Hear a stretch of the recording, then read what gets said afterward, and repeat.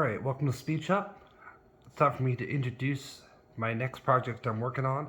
This is actually one of my oldest projects I've had.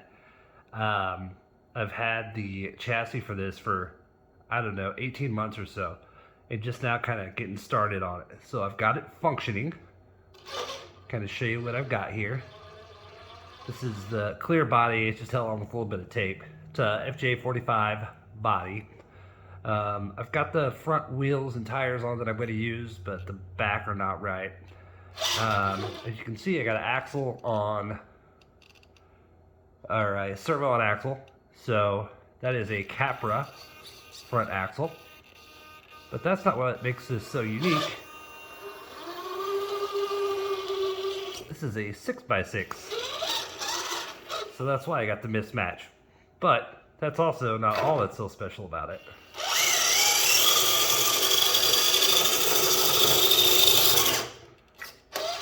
It's a 6x6 with dig. That's what's awesome about it. So I'll walk you through it, just kind of show you one of the big deals with these is they crawl amazing, but turning them is not easy. So let me get it up on the bench and show you what I'm working with.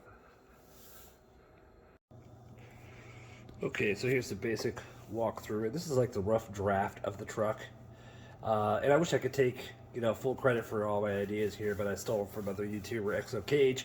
He had a great idea years ago, and basically what happened was I went to a couple RC comps. This is the only thing I had, and they would let me run it through class 3, and everybody was so blown away and impressed. I'm like, well, watch this. I'll make some changes and show you that I can actually compete. Well, that was a naive statement. There's not really a way to make this be competitive. So then it's just like an extra truck for fun, basically.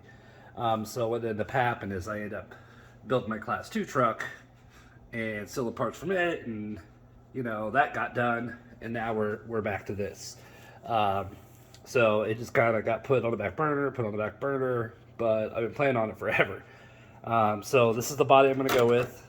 I haven't fully figured out how I'm going to mount it just yet. I did have to make a sacrifice, I will say.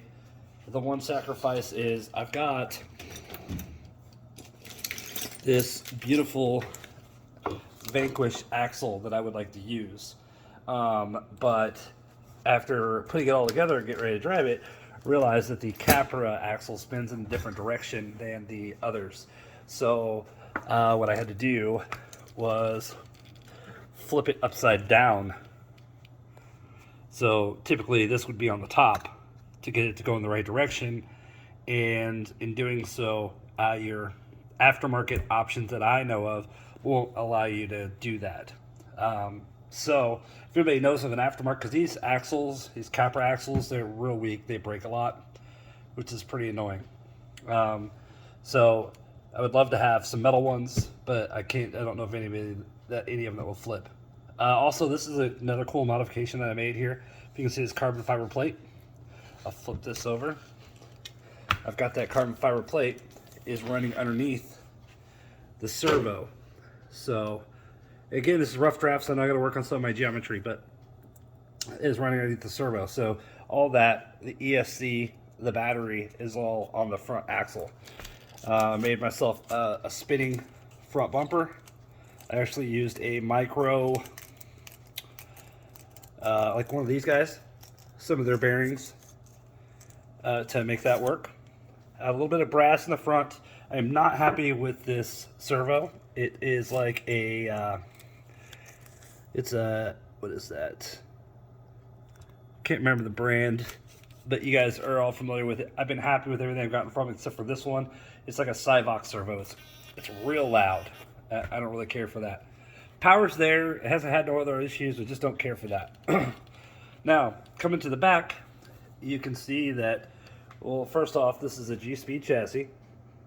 So LCG chassis.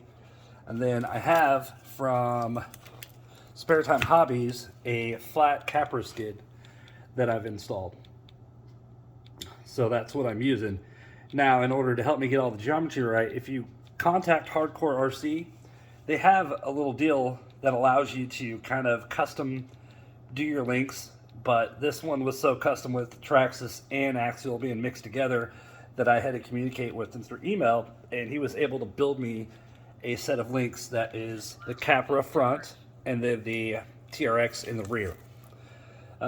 So that's what I've done. That's how I got that part done. Then we got our $60 3 gear from Amazon right there with the dig.